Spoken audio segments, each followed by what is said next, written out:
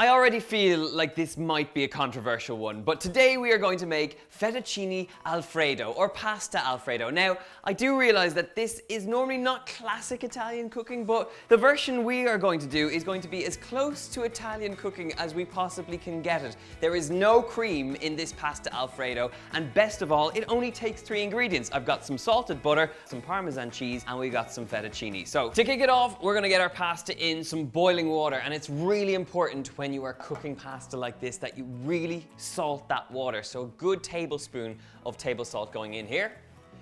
Give that a quick stir through just to dissolve the salt, and in with the fettuccine. Fettuccine, if you can't get your hands on this, tagliatelle will do, but then I'm not sure how authentic it would be, and I'm sure there was some nonnas who will be very upset, but anyway, they're probably upset already that I'm making pasta Alfredo. So either way, we're going in there with our fettuccine and we're trying to keep it as authentic as possible.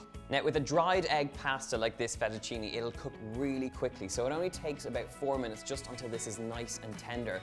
Now, the key aspect of the sauce that's gonna go alongside this pasta is the water that it's cooked in. There's a lot of starch that comes off from the flour that's used in the making of this pasta, and that's gonna help us form a really rich and creamy sauce without any cream at all. So I'm gonna take up about a cupful or 2 cups full of this starchy water and put it straight into a frying pan. And now all you gotta do is gradually add pieces of butter, whisk them through and let them melt in. So about 1 or 2 to start with, and just whisk it through until you have a nice melted consistency. And our pasta is just about cooked, so I'm gonna stir this through and then drain my pasta.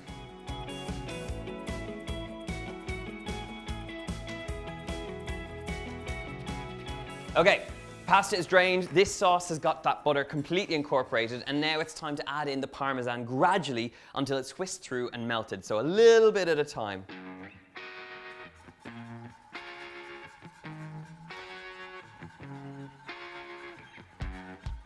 With a little bit of time and patience and that wonderful smell of cheese and butter in the air, we now have a slightly thickened sauce that is ready to coat our pasta.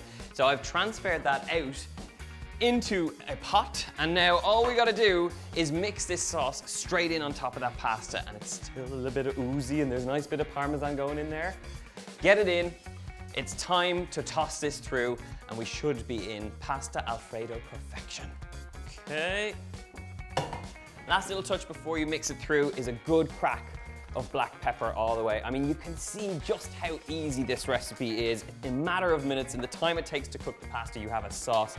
So just stir that through and get a nice toss in that creamy, buttery sauce. Okay, this is what it's all about. That pasta is wrapped in a silky Alfredo sauce. So now it is time to serve it up. It looks so good right now, and if you're a pasta fan, you know what I'm talking about. You've got that creamy sauce, you've got all that gorgeous pasta. And I really love these sort of simple pasta dishes that you can have made up using store-cupboard ingredients. I'm gonna finish it off with a tiny touch of black pepper over the top and a last little grating of Parmesan cheese just to finish it off, because this is a core ingredient in here. You could add a little knob of butter, but there's already loads in there. That, my friends, is, in my books, a proper pasta Alfredo. Fettuccine wrapped in that authentic, or somewhat authentic, Alfredo sauce and coated in lovely black pepper and Parmesan cheese. For me, that is what a good pasta dish is all about. Simple ingredients, great fettuccine pasta, and only butter and Parmesan to make a great pasta sauce. If you want the recipe for this ridiculously good creamy pasta sauce, you will get it in the box below over on my website. Hit that subscribe button, click that like button, leave us a comment in the box below, and please, Italians, be nice, because I know what you're like. And of course, subscribe to this channel for lots more delicious pasta recipes just like this one. Until then, I'm gonna eat this alone in the corner. Goodbye.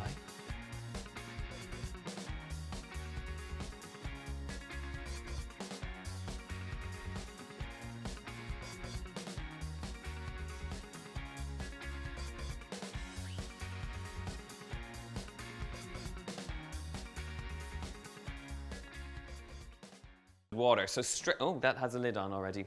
Simple pasta recipe.